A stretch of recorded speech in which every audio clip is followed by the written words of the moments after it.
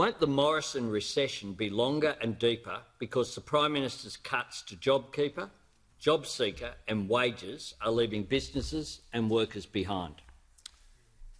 The Prime Minister. No, Mr Speaker.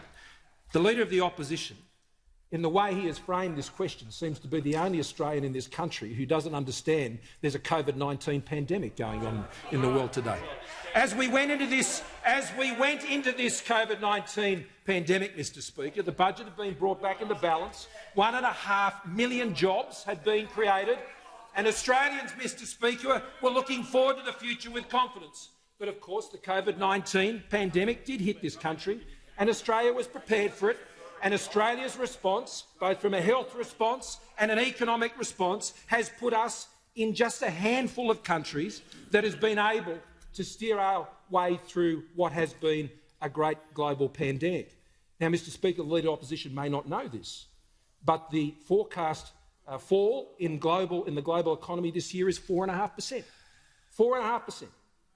Mr Speaker, during the global financial crisis, the global economy fell by 0.1%.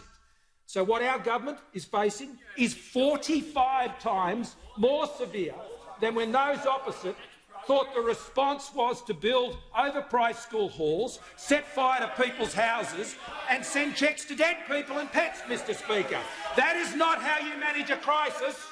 That's not how you manage a crisis, Mr Speaker. Members you manage a crisis with the strength and responsible economic management and the responsiveness and the certainty that our government has provided over these many past months as we have dealt. And they can jeer all they like, Mr Speaker, but their record of failure speaks for itself in a crisis.